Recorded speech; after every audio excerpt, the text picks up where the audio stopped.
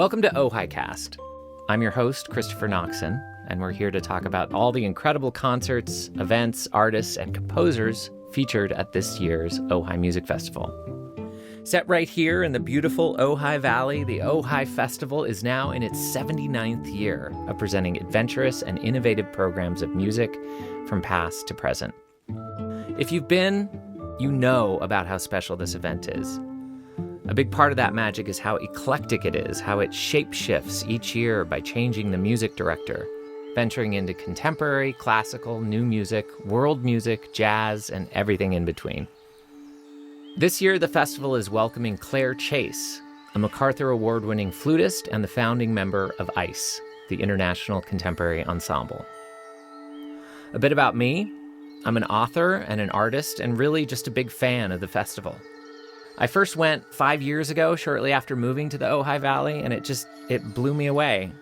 I was sitting outside under the oak and the sycamore trees in Libby Bowl with this audience from around the world, including composers whose work was being performed live, everyone just sitting there basking in their street clothes. It was electric and just plain magic. The fact that everything is outdoors adds a special dimension. A string quartet will often be accompanied by chirping sparrows or a chorus of crickets and maybe an occasional car horn. This show is intended to help me, and hopefully you, navigate this year's program spread across 4 days, coming from June 5th through the 8th. And I've been combing through the schedule, and for sure we're in for some incredible programming. But I do have questions. So let's get to our first conversation with our guest, Marcos Balter. Marcos Balter is a Brazilian composer and innovator whose works draw from a variety of traditions. His work has been performed around the world, including Carnegie Hall, Lincoln Center, and the Walt Disney Hall. He's also an educator and has held professorships all over the U.S. and is currently the professor of musical composition at Columbia. The New York Times called his work whimsical and surreal, and the Washington Post called his work dark and deeply poetic. Okay, Marcos, are you ready to get whimsical, surreal, and poetic? I shall try my best. I'll bring all the whim that I can. Let's get whimmy. So it's such a pleasure to have you here today. Where are we finding you? Where are you? I am, for a change, at home in New York. So nice. Are you in the city? I am in the city. I've been kind of in and out this past months. So every time that I spend at home is deeply cherished. Nice. Well, I'm glad we've got you in a comfortable spot. So I understand you haven't been to Ojai before. Is that right? That is true. So my music has been programmed at Ojai before. But for many reasons, I was never able to be there myself. So this is going to be my Ojai debut. I love it. I understand your parents were non-musicians, but you grew up listening mostly to popular music in Brazil? Yeah, so my parents are physicians, both of them. I have no direct family that are musicians, although I have some cousins in São Paulo that have still a samba group. And the same cousins also had a samba house in São Paulo. So there was some. What's a samba house? It's just basically a concert venue that performs exclusively samba. And they had one of the most traditional samba houses in São Paulo. I got to visit it as a kid, but directly at home with my parents and uncles and aunts that lived in Brazil. I was the oddball. I was the only musician really, but music was very much part of my family. The way that I grew up. My dad plays the guitar really well. He never took formal lessons, but he plays wonderfully. And my mom grew up singing in choirs. Choirs were very big in Brazil. So at every single party at home, there would be a point that my dad would get the guitar and my mom would start singing. Nice.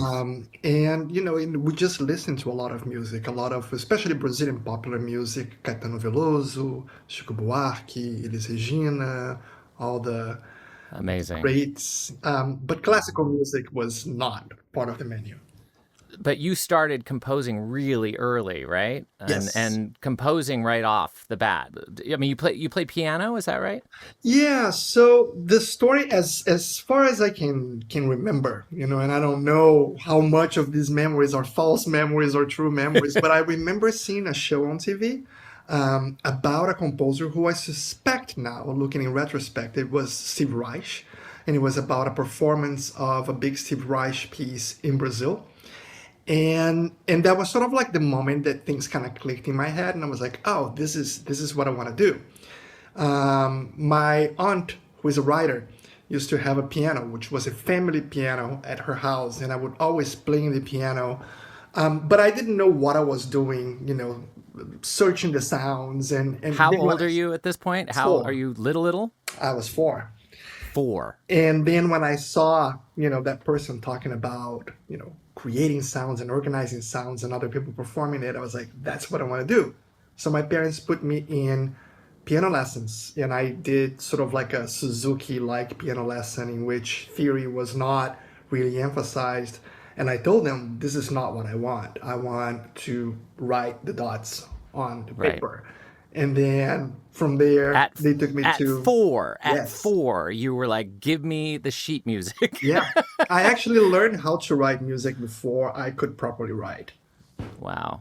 I guess Legos are for wimps. I'm amazed. But I have no other talent, so that was it. It was that or complete disaster. Oh, wow. So I'd love to hear about how you compose now. Your music is so distinct. I'm curious about what your process, if you're using, sitting down with a pen and paper, or do you have a computer program, or like, what does it look like?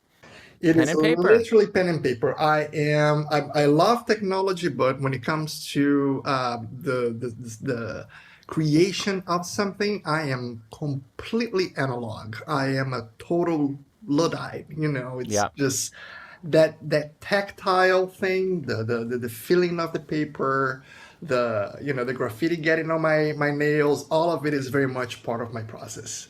Do you hear the instruments as you're writing? How do you decide on the instrumentation? I have to hear it. So nothing that goes on paper has not been sort of fully digested in my head. There's a great necessity for me to really sort of not only hear, but see it. So rather than just thinking of sounds kind of floating in air, I try as much as I possibly can to visualize the action, to have a really full theoretical sense of conception, what that sound is. And if I know the person, of course, the process gets much easier because then I don't have to create a character. When you're visualizing it, are you seeing the musician playing, or are you seeing sort of, I'm imagining kind of color and light? What does it look like? Yeah, I mean, I love the idea of synesthesia, and I might have some mild synesthesia, but it's a little less imaginative than that. I do visualize that person playing that sound. Amazing. I want to get right into the centerpiece for this year's opening night concert, which is this work, Pan.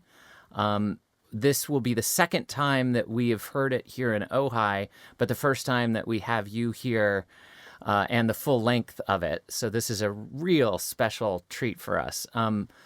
For those, I had to do a little background, but, Greek god, goat god Pan, who's one of only 2 Greek deities said to have been put to death. Tell us about how this originated and evolved. So I've known Claire for a very long time. And besides being a really close collaborator, Claire is my closest friend. I call her my sister from another mister. So working with Claire, has been a constant in my life for the past 20-something years. And when I was still living in Chicago, Claire introduced me to Jane Sachs, who has this organization called Project End, which is sort of like a artistic project incubator and production, foundation. And Jane wanted to do something about extinct languages, or languages that were, marching towards extinction. That was sort of like the prompt, the initial prompt. And the more I thought of it, I was really thinking of this idea of origin, of where things come from, and how to also, in that search, not fall for the idea of universality, of oneness, of origin, but really something that embraced everything in a uniform way, that really were sort of like pan-dimensional. And I kept saying Pan and Pan and Pan, and I was like, why not look at, the life of Pan? And the more I looked into it, the more I realized that it was exactly what I wanted, because, we believe, for instance, that the death of Pan marks the end of paganism and the beginning of religion, and that words like pandemonium and pandemic and this idea of oneness, of collective, really comes from Pan. And then, of course, direct relationships with music itself in the story of Pan, and how also Pan as a character is as flawed as it gets. So the story, of Pan has traits of, great grace and beauty, but also of violence, of, someone being corrupted by power, tyranny, and topics that are really sort of universal. And then with the creative team, which involved Claire, Levi Lorenzo, electronic musician, and Doug Fitch, theater director, we started really thinking of like language. Finally we got into the language thing, and it was Claire's idea to use lingua ignota, which was the language that Hildegard von Bingen, one of the very first composers ever, used for her prophecies. Whenever she was literally speaking in tongues with the angels and hearing prophecies, she would transcribe that in lingua ignota. And it was something concrete, yet removed enough from any sort of geographic location or cultural background that we decided to use it as the language of the piece. We could have gone for Esperanto, but Esperanto itself has very specific connotations, or Latin, or any of that would actually put Pan in a very sort of social, geographic, cultural frame, and we wanted to avoid any kind of idea of a standard. So is the language used for dialogue? Is there sung language, or how is the language used in the music? Yes, I mean, many of the movements actually have text, either spoken by Pan or spoken by this sort of quasi-Greek chorus. And all of it is in lingua ignota, which was a tricky thing to do because there's not a lingua ignota manual. So I had to really go, through historical documents and look at, close translations of specific passages and kind of put it all together in a way that made sense. And the singers are doing it phonetically? They're doing it phonetically. So I did a phonetic transcription of things. And one of the most important things about Pan is the idea of oral tradition and learning, being there and hearing things. So that's also in the moment. Yeah. The best thing I think at this point is to listen to a little bit of it to give us a sense of what we're in for. Let's take a listen.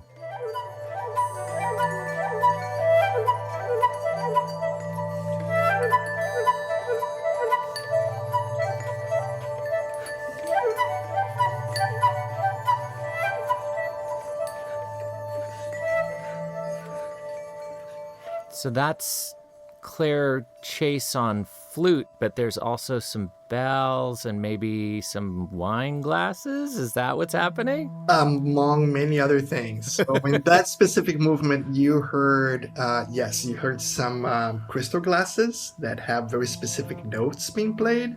You heard some pipes that also have some very specific pitches.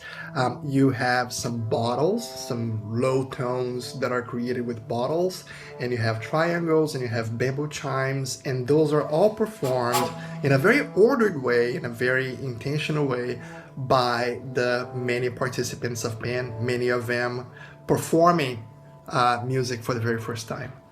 Right. I mean, that's what makes this so remarkable and exciting, is this what's called mass community participation. Can you talk about how that works and how it relates to this piece?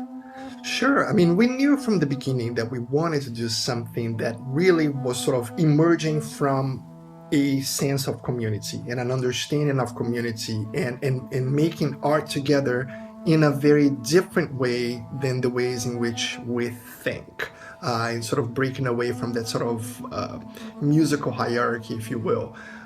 As a good Brazilian, I'm a huge fan of Paulo Freire.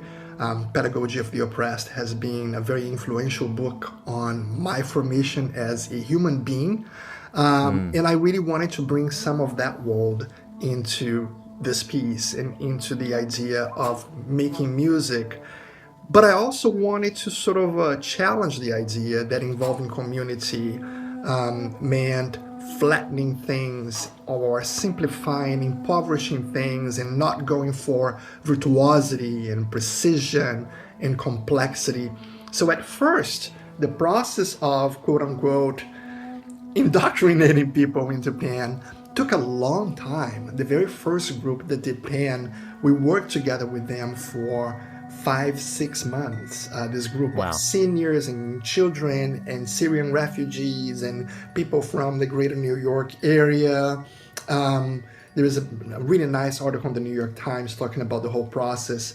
But now we have gotten that down to a science, to the point that Claire can basically descend upon a group of people and in one afternoon train everybody and get everybody really ready. So it's boot camp for pan. It's boot camp, but it's a fun boot camp. And what I think is really interesting is that a lot of the folks that have come into pan as learners, as people who didn't know anything about the work or had never played an instrument, they get out of it, and when they come back as teachers. Wow. That must be so gratifying. It's really beautiful. Does the work, I mean, I'm sure you've seen it many times, does the work significantly change in its tenor or feel when it's got different performers of different backgrounds in it? It absolutely does. I mean, in many ways, the spirit of the performance has a lot to do with the people who are doing it. There is this emphasis on the corporeal element of it. The embodiment is huge, for the realization of the piece. Not only how it looks, but how it sounds and how it feels. In fact, one of the initial thinkings of pan that we had was to not have an audience whatsoever, that this idea of passively listening to shouldn't exist, that everybody should be part of it, and this should really be like a ritual. And we abandoned that because that sounded very exclusionary. It sounded limiting in the ways in which we invite people in. But ideally speaking, in a very biased way, if I should say, I really, whenever pan is done, my hope is that there will be more people doing it than just receiving it. Right. I mean, as I understand it, the audience itself is asked to participate in some manner. There's people on stage. There's about a dozen who are trained, and then there's a secondary role for audience folks to play along, I guess. How does that work? And I'm curious is how are those people cued? How do they know when to play and not mess up what's happening on stage? So there are layers and layers of participation that are possible in pan. So for the folks that can do the sort of pre-game training with Claire, those are the parts that are perhaps a little more complex.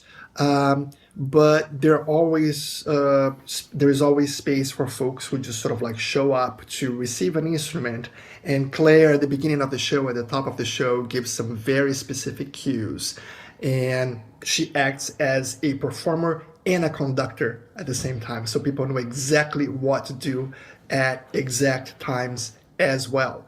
So the beauty of it is that you have in that sort of distribution of roles, a structure in which those things are not really secondary or primary. They're just opposed and they form an entire tapestry, but the level of engagement can be chosen. Amazing. I understand that Claire is going to do a meet and greet with people on May 14th. If you're hearing this and want to play along, you can check the website for the festival or call the office, and we'll have details about that in the show notes. But it does seem like participating in this, I mean, I'm just thinking, gosh, can I get involved? I mean, it sounds so incredible to be a part of actually the creation of this work. And your invitation and wholeheartedness in inviting people to do that is really incredible. So let's hear a little bit more. This is a excerpt called Harmony of the Spheres.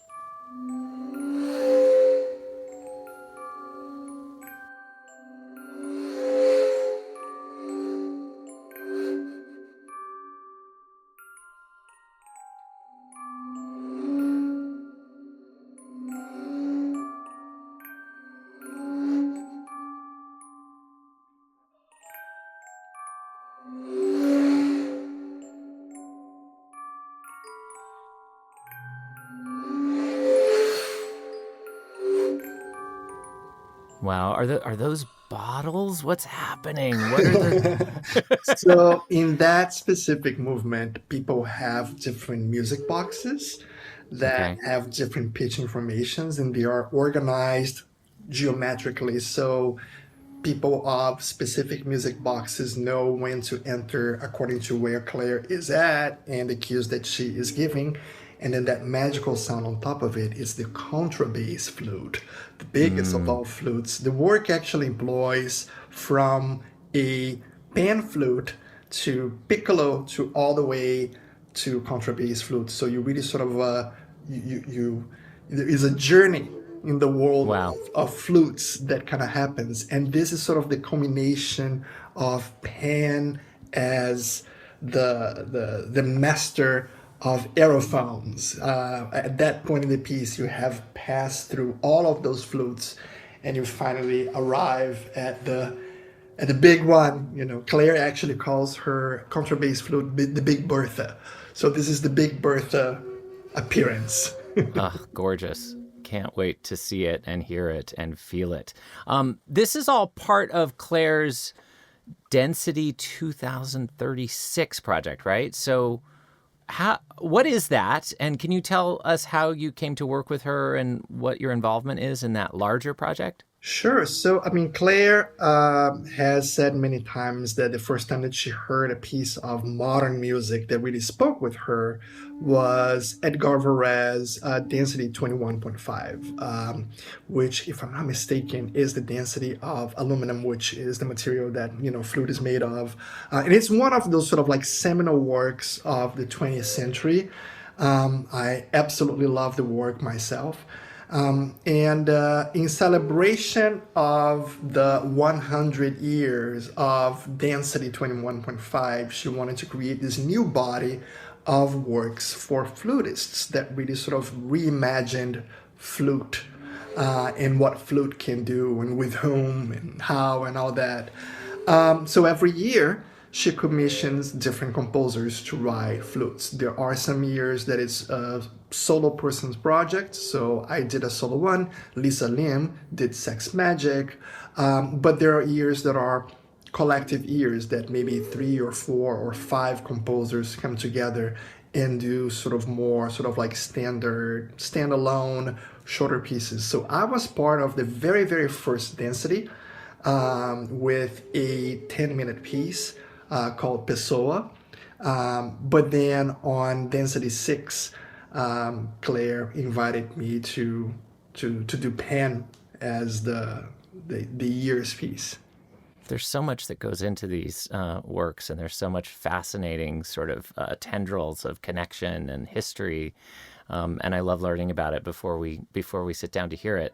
You're going to have 3 pieces at the festival. I understand that the festival is going to open on Thursday night with your work Alone. Let's listen to a little bit of that piece.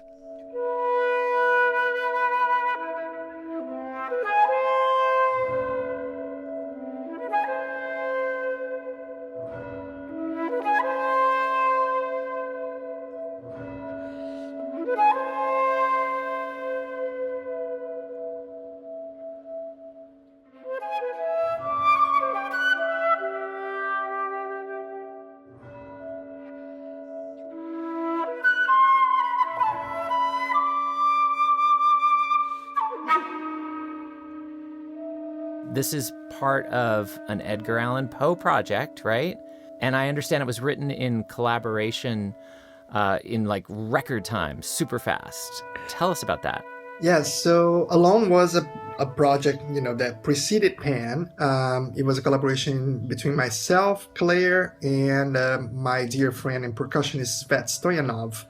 And we sort of workshopped the work at Mount Tramper, which is in upstate New York, wonderful space.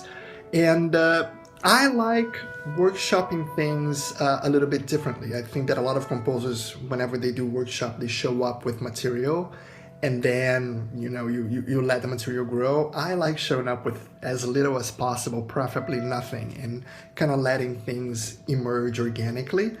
And that's how Poe was mostly created, with us on site talking, and then Claire would explore some sounds in her instruments, Svet would explore objects in general, and I would try to gather those sounds from thin air and make it all make sense. But that specific movement, which is the movement that has been performed the most, was really out of a conversation with the 3 of us one afternoon. And I went back to the house in the property. I sat down, and like within an hour I wrote that, and I just kind of brought the manuscript to Claire and Svet, put in front of him, and that was that. Amazing. I'm a painter, and I have the same discussion with fellow visual artists, which is like, for me anyway, the longer I spend on something, usually the worse it gets. Like the best things that I've done have all happened really fast. So I completely understand that. Although it's so frustrating because you can't manufacture those moments. And it's so inefficient, right? I wish right. I had, I have very specific ways of putting myself to work. Like I wake up every day very early. I have to have my hours. So whatever I can create a method for, I do. But the actual velocity with which things kind of take form, I'm old enough now to know that I cannot control it. Right. So there's another piece that you're going to have performed on Saturday morning at 10:30. The Jack Quartet is going to be here, and they're going to be doing the piece Chambers. This is very different from Pan and Alone. Tell us about it and about your intention for it. Sure. So Chambers, the title comes from a book by Alvin Lucier called Chambers, in which, there are some text-based pieces, like the most famous one, I'm Sitting in the Room, the text score is in there, and some other thoughts about music making and sound making. And I really wanted to create a work that sort of explored this idea of creating sonic environments, creating spaces, like a piece that each movement represented a kind of acoustic, a kind of space, and that, being sort of recreated by the string players. So I wrote that originally for my dear friends from the Spektral Quartet, which unfortunately doesn't exist anymore, which was a Chicago-based string quartet specialized in new music. I believe that Chambers was their first work written for them when they were starting, before they got really fancy and got Grammys and stuff. And back then, in its original formation, the first violinist of Spektral Quartet was Austin Wooleman, who then later on moved to New York and became a violinist of the Ojai Quartet. So I have someone who actually understands the story behind chambers from the very beginning, and then introduced it to the folks at Jack, who have become very close collaborators. We're actually in the process where we're talking about this project that is probably going to come to fruition in the next year or so of my second string quartet for them. But they've played chambers so many times that it really feels like the piece is theirs. And listening to them playing it sometimes makes me forget that I created those spaces, and I just sort of embark on that trip. That's exciting. I think we have a little bit of an excerpt from it. I'd love to hear some. This is actually a recording of the Spektral Quartet performing chambers.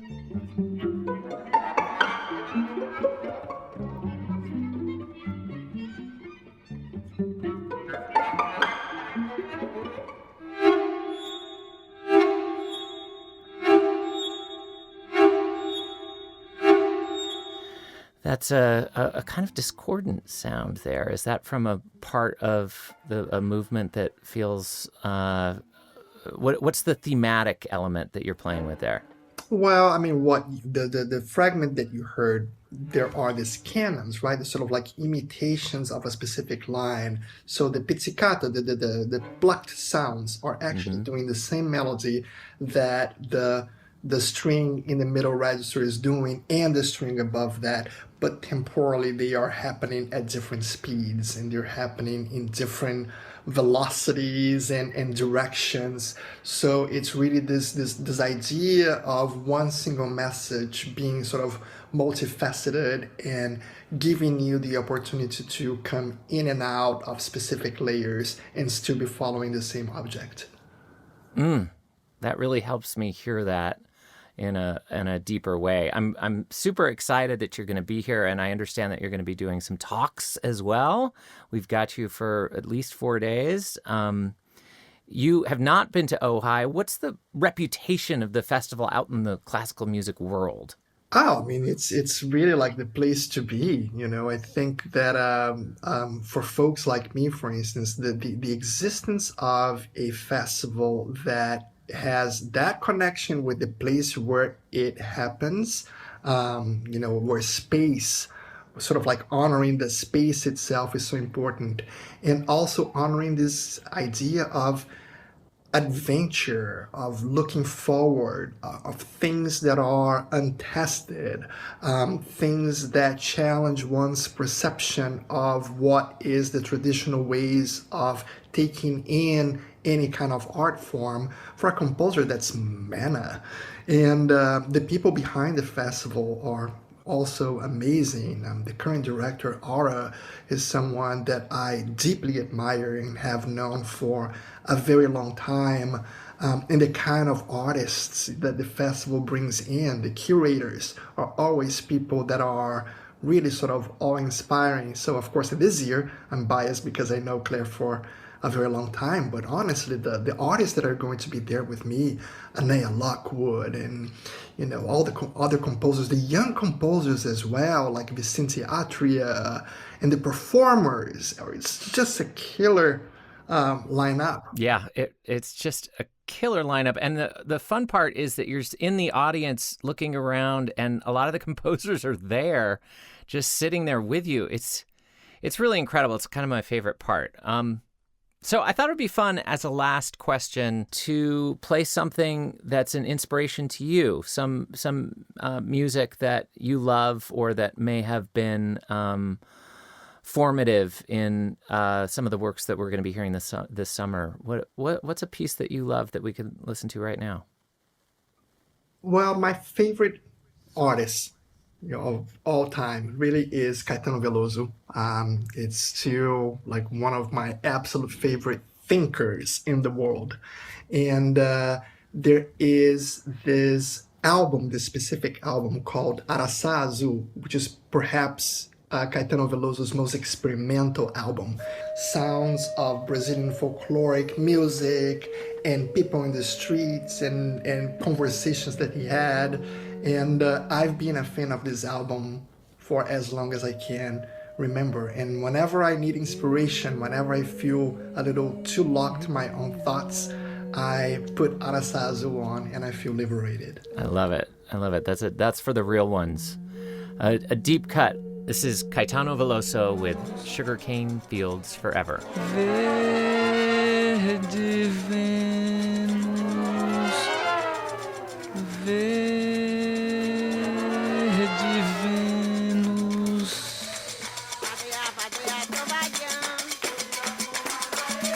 Eu vim aqui, vou trabalhar. Eu vim aqui, vou trabalhar.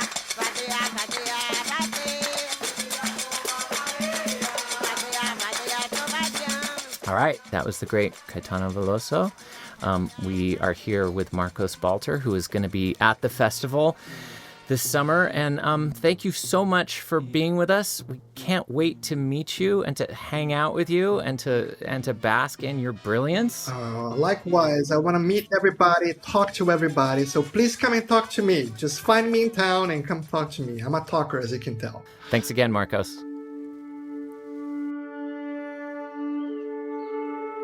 We hope you enjoyed this conversation with composer Marcos Balter. Join us for future episodes where we'll talk with other artists and composers and give you the background and samples of what's happening at this year's Ojai Music Festival. 9 composers will be at the Ojai Music Festival this year. Some will perform and others will be premiering new work, including Lisa Lim premiering a new piece for string quartet called Cardamom, and Terry Riley is unveiling a piece called Pulse Field 3. The festival's also featuring works by Julius Eastman, Susie Ibarra, Anea Lockwood, and Lele Hua Lanzalotti. We're also getting film screenings this year at the newly reopened and renovated Ojai Playhouse, one of which is the Pauline Oliveros documentary Deep Listening. I saw it a couple of weeks ago, and it's a fascinating glimpse into the mind of one of our great contemporary composers. There's so much to dig into here. And so we'll see you next episode. OJAICAST was produced by Will Thomas for the Ojai Music Festival, this year, June 5th through the 8th.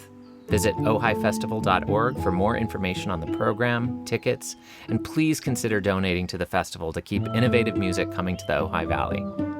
You can find me on Instagram at NoxonArt or online at ChristopherNoxonArt.com.